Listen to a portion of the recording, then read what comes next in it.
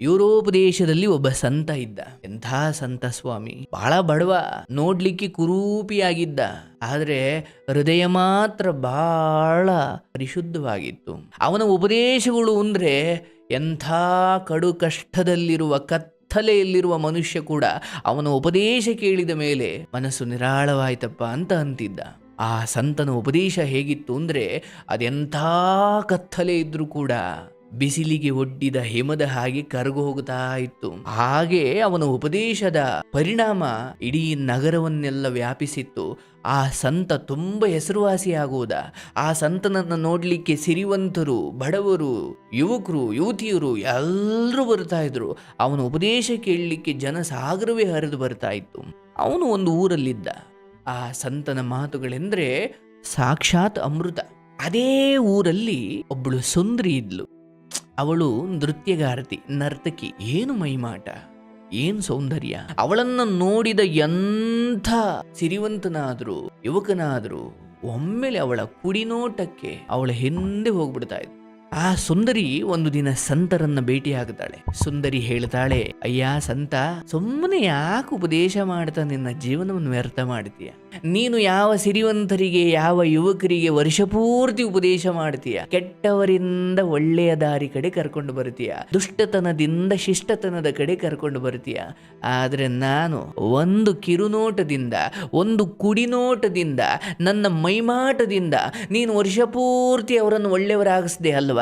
ನನ್ನ ಮೈಮಾಟದಿಂದ ಒಂದು ಕ್ಷಣಕ್ಕೆ ಅವರನ್ನು ನಾನು ತಪ್ಪು ದಾರಿಗೆ ತಗೊಂಡು ಬರ್ತೀನಿ. ಹಾಗಾಗಿ ನಿನ್ನ ಉಪದೇಶ ವ್ಯರ್ಥ. ನನ್ನ ಮೈಮಾಟದ ಮುಂದೆ ನಿನ್ನ ಉಪದೇಶ ನಿಲ್ಲೋದಿಲ್ಲ. ಇದನ್ನು ಸುಂದರಿ ಸಂತನಿಗೆ ಹೇಳ್ತಾ ಇದ್ದಾಳೆ. ಆಗ ಸಂತ ನಗುತ್ತಾನೆ. ಅವ್ವ, ನೀನು ಹೇಳ್ತಿರೋದು ನಿಜ. ಎಂಥ ಒಳ್ಳೆ ಉದಾಹರಣೆ. ಆ ಒಂದು ದೊಡ್ಡ ಬಂಡೆಯನ್ನು ಬೆಟ್ಟದ ಮೇಲೆ ತೆಗೆದುಕೊಂಡು ಹೋಗ್ಲಿಕ್ಕೆ ತುಂಬ ಶ್ರಮ ಬೇಕು. ಅದೇ ಬಂಡೆಯನ್ನು ಮತ್ತೆ ಬೆಟ್ಟದಿಂದ ಕೆಳಗೆ ಹಾಕಲಿಕ್ಕೆ ಅಷ್ಟು ಶ್ರಮ ಬೇಡ. ಕೆಲವೊಮ್ಮೆ ಶ್ರಮವೇ ಬೇಡ, ಅದೇ ಬಿದ್ದು ಹೋಗ್ಬಿಡುತ್ತೆ. ಹಾಗೆ ಕೆಟ್ಟ ದಾರಿಯಲ್ಲಿರೋರನ್ನ, ದುಷ್ಟರನ್ನ ಒಳ್ಳೆಯ ದಾರಿಗೆ ತರಲಿಕ್ಕೆ ತುಂಬ ಶ್ರಮ ಬೇಕವ. ಅದಕ್ಕೆ ನನ್ನಂಥ ಸಂತರು ಮತ್ತೆ ಮತ್ತೆ ಹುಟ್ಟಿ ಬರಬೇಕು. ನನ್ನಂಥ ಸಂತರ ಕೈಲೂ ಕೆಲವೊಮ್ಮೆ ಆಗುವುದಿಲ್ಲ. ಆದರೆ ಒಳ್ಳೆಯ ದಾರಿಯಲ್ಲಿರೋರನ್ನ ಕೆಟ್ಟ ದಾರಿಗೆ ತರಲಿಕ್ಕೆ ನಿನ್ನಂಥ ಸುಂದರಿ ಕೂಡ ಕೆಲವೊಮ್ಮೆ ಬೇಕಿಲ್ಲ. ಅವರಾಗೇ ದುರ್ಮಾರ್ಗದ ಕಡೆ ಹೋಗ್ಬಿಡ್ತಾರೆ. ಆ ದುರ್ಮಾರ್ಗಕ್ಕಿರುವ ಶಕ್ತಿ ಅಂತದ್ದು, ಆ ಕೆಟ್ಟ ಸುಖಕ್ಕಿರುವ ಶಕ್ತಿ ಅಂತದ್ದು. ಅವ್ವ, ಒಂದು ಪುಟ್ಟ ಹೂ ದೇವರ ಮುಡಿಯ ಮೇಲೆ ಕುಳಿತು ಆ ದೇವರನ್ನು ನೋಡಲಿಕ್ಕೆ ಬರುವ ಭಕ್ತರ ಹೃದಯಕ್ಕೆ ಎಷ್ಟು ಆನಂದವನ್ನು ಕೊಡುತ್ತೆ ಆ ಪುಟ್ಟ ಹೂ. ಆ ಭಗವಂತ ನಿನ್ನನ್ನು ಎಷ್ಟು ಸೌಂದರ್ಯವತಿಯಾಗಿ ಹುಟ್ಟಿಸಿದ್ದಾನೆ. ಆದರೆ ನೀನು ನಿನ್ನ ಮೈಮಾಟದ ಮೂಲಕ ಅಥವಾ ನಿನ್ನ ಈ ದುರ್ನಡತೆಯ ಮೂಲಕ ಎಷ್ಟು ಯುವಕರನ್ನ, ಎಷ್ಟು ಸಿರಿವಂತರನ್ನ, ಎಷ್ಟು ಜನರನ್ನು ತಪ್ಪು ದಾರಿಗೆ ತೆಗೆದುಕೊಂಡು ಹೋಗ್ತಾ ಇದ್ದೀಯಾ. ನೀನೂ ಪಾಪಿ ಆಗ್ತಾ ಇದ್ದೀಯಾ, ಆ ಜನರನ್ನೂ ಪಾಪಿ ಮಾಡ್ತಾ ಇದ್ದೀಯಾ. ಅವ್ವ ತಾಯಿ, ಒಮ್ಮೆ ಮನಸ್ಸು ಮಾಡವ್ವ. ನೀನೊಂಚೂರು ಸರಿದಾರಿಗೆ ಬಂದುಬಿಟ್ರೆ, ನೀನೊಂಚೂರು ಮನಸ್ಸು ಪರಿವರ್ತನೆ ಮಾಡ್ಕೊಂಡ್ಬಿಟ್ರೆ ನಿನ್ನಿಂದ ಇಡೀ ಊರೇ ಉದ್ಧಾರವಾಗುತ್ತೆ. ಆ ಸುಂದರಿಯ ಮನಸ್ಸು ಪರಿವರ್ತನೆ ಆಯಿತು. ಅಯ್ಯೋ ಹೌದಲ್ವಾ, ಒಂದು ಪುಟ್ಟ ಹೂವು ದೇವರ ಮುಡಿಯ ಮೇಲೆ ಕುಳಿತು ಅಷ್ಟು ನೋಡುವ ಜನರಿಗೆ ಎಷ್ಟು ಚೆನ್ನಾಗಿ ಅಲಂಕಾರ ಮಾಡಿದಾರಲ್ವಾ ಅಂದ್ಕೊಳ್ತಾರೆ ಬಂದ ಜನ. ಹೌದಲ್ಲ? ಹಂಗೆ ಆ ಹೂವು ಜನರಿಗೆ ಖುಷಿ ಕೊಡ್ತು. ನಾನೇನು ಕೊಟ್ಟೆ? ನಾನು ಬರೀ ದಾರಿ ತಪ್ಪಿಸ್ದೆ. ನನ್ನ ಮೈಮಾಟದ ಮೂಲಕ ಎಷ್ಟು ಯುವಕರ ಬದುಕನ್ನು ನಾನು ಹಾಳು ಮಾಡಿದೆ. ಈ ಪಾಪ ನನ್ನನ್ನು ಸುಮ್ಮನೆ ಬಿಟ್ಟಿದೆ. ಇಲ್ಲ ಇಲ್ಲ, ಈ ಸೌಂದರ್ಯ ಶಾಶ್ವತವಲ್ಲ. ಈ ನಾನು ಸೌಂದರ್ಯ ಅನ್ನೋ ಈ ಬಂಡವಾಳ ಇಟ್ಕೊಂಡು ಇವತ್ತೆಷ್ಟು ಜನರನ್ನು ಹಾಳು ಮಾಡ್ತೀನೋ, ಈ ಸೌಂದರ್ಯ ಹೋದ ಮೇಲೆ ನಾಯಿಗಿಂತ ಕಡೆ ಬದುಕು, ನಾಯಿಗಿಂತ ನನ್ನ ಬದುಕು ಕಡೆಯಾಗಿಬಿಡುತ್ತೆ. ಬೇಡ ಬೇಡ, ಈ ಸಂತರು ಹೇಳಿದ ಹಾಗೆ ನಾನು ಪರಿವರ್ತನೆಯಾದರೆ ಇಡೀ ಊರಿನ ಯುವಕರು ಪರಿವರ್ತನೆ ಆಗುತ್ತಾರೆ ಅಂತ ಅವಳು ಅಂದಿನಿಂದ ಆ ಸಂತರ ಶಿಷ್ಯಳಾಗಿ ಬದಲಾದ್ಲು. ನಮ್ಮ ಜೀವನದಲ್ಲೂ ಕೆಲವೊಮ್ಮೆ ಗಮನಕ್ಕೆ ತಂದುಕೊಂಡಿರ್ತೀವಿ. ನಿಮ್ಮ ಮನೆಯ ಮಕ್ಕಳಿಗೆ ಯಾವುದೋ ಒಂದು ಕೆಟ್ಟ ವಿಚಾರ ಮೇಷ್ಟ್ರು ಹೇಳದೆ, ತಂದೆ ತಾಯಿ ಹೇಳದೆ, ಯಾವುದೇ ಟ್ಯೂಷನ್ಗೆ ಹೋಗದೆ ಕೆಟ್ಟ ಪದಗಳನ್ನು, ಕೆಟ್ಟ ವಿಚಾರಗಳನ್ನು ಎಷ್ಟು ಬೇಗ ಕಲಿತು ಬಿಡ್ತಾರೆ. ಅದೇ ಒಳ್ಳೆ ವಿಚಾರವನ್ನು ಕಲೀಲಿಕ್ಕೆ ಎಷ್ಟು ಸಮಯ ಬೇಕು? ಮನಸ್ಸೇ ಬರೋದಿಲ್ಲ ಒಳ್ಳೆ ಕಡೆ ಹೋಗಲಿಕ್ಕೆ. ಒಂದು ಪ್ರವಚನಕ್ಕೆ ಹೋಗಲಿಕ್ಕೆ ಮನಸ್ಸು ಬರಲ್ಲ, ಒಂದು ಭಜನೆಗೆ ಹೋಗಲಿಕ್ಕೆ ಮನಸ್ಸು ಬರಲ್ಲ, ಒಂದು ಗ್ರಂಥಾಲಯಕ್ಕೆ ಹೋಗಿ ಪುಸ್ತಕ ಓದಲಿಕ್ಕೆ ಮನಸ್ಸು ಬರಲ್ಲ, ಅಥವಾ ಮನೆಯಲ್ಲಿರೋ ಹಿರಿಯರ ಹತ್ರ ಕುಳಿತು ಅವರ ಅನುಭವಗಳನ್ನು ಕೇಳಲಿಕ್ಕೆ ಮನಸ್ಸು ಬರುವುದಿಲ್ಲ.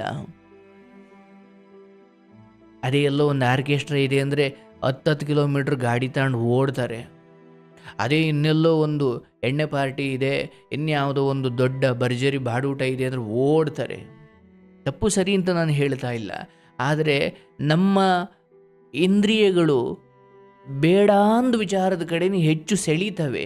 ಆಗಲೇ ತಾನೇ ನಿಮ್ಮ ಬುದ್ಧಿ ನಿಜವಾಗಲೂ ಕೆಲಸ ಮಾಡಬೇಕಿರೋದು, ಆಗಲೇ ತಾನೇ ನಿಮ್ಮ ಬುದ್ಧಿ ಉಪಯೋಗಕ್ಕೆ ಬರಬೇಕಾಗಿರೋದು.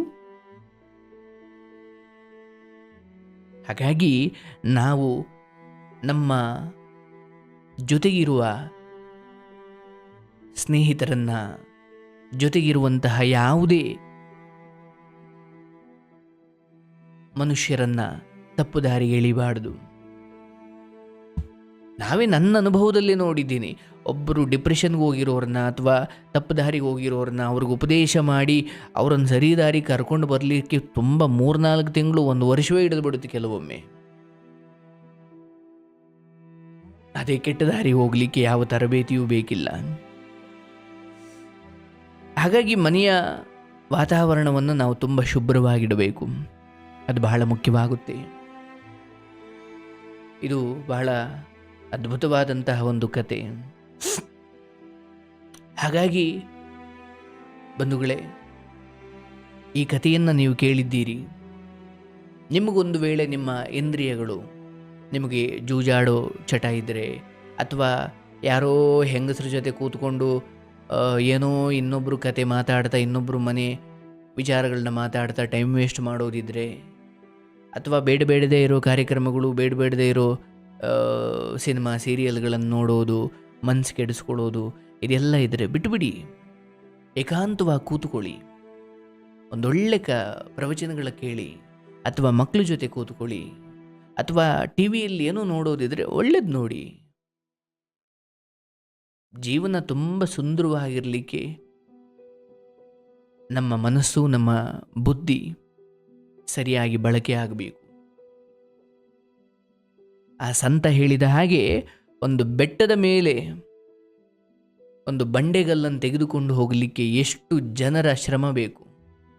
ತಳ್ಳಿ ತಳ್ಳಿ ಐಸ್ತಾ ಅಂತ ಬಂಡೆಗಲ್ಲನ್ನು ಆಗಿನ ಕಾಲದಲ್ಲಿ ಏನಕ್ಕೋ ಬೆಟ್ಟದ ಮೇಲೆ ತೆಗೆದುಕೊಂಡು ಹೋಗಬೇಕು ಅನ್ನೋದಿದ್ದರೆ ಎಲ್ಲ ಹಗ್ಗ ಕಟ್ಕೊಂಡು ಹೇಳ್ಕೊಂಡು ಸ್ವಲ್ಪ ದೂರ ಎಳ್ಕೊಂಡು ಹೋಗ್ತಾ ಇದ್ರು. ಅದೇ ಬಂಡೆಕಲ್ಲು ಬೆಟ್ಟದಿಂದ ಕೆಳಗಡೆ ಬಿಡಬೇಕು ಅಂದರೆ ಅದನ್ನೇನು ತೆಳ್ಳಬೇಕಾ? ಸುಮ್ಮನೆ ಒಂಚೂರು ಟಚ್ ಮಾಡಿದ್ರೆ ಮೊದಲು ಎಲ್ಲಿತ್ತೋ, ಅಂದರೆ ಮೇಲಕ್ಕೆ ತೆಗೆದುಕೊಂಡು ಹೋಗ್ಲಿಕ್ಕೆ ಒಂದು ಇಡೀ ದಿನ ಬೇಕಾಯಿತು. ಆದರೆ ಅಲ್ಲಿಂದ ಕೆಳಗೆ ಬೀಳಲಿಕ್ಕೆ ಒಂದು 2-3 ನಿಮಿಷ ಸಾಕ, ಅಥವಾ ಒಂದು 30 ಸೆಕೆಂಡ್ ಸಾಕ, ಒಂದು 10 ಸೆಕೆಂಡ್ ಸಾಕ. ಹಾಗೆ ಕೆಟ್ಟ ವಿಚಾರಗಳಿಂದ ಮನಸ್ಸು ಒಳ್ಳೆಯದ್ರ ಕಡೆ ಬರಲಿಕ್ಕೆ ತುಂಬ ಸಮಯ ತಗೊಳ್ಳುತ್ತೆ.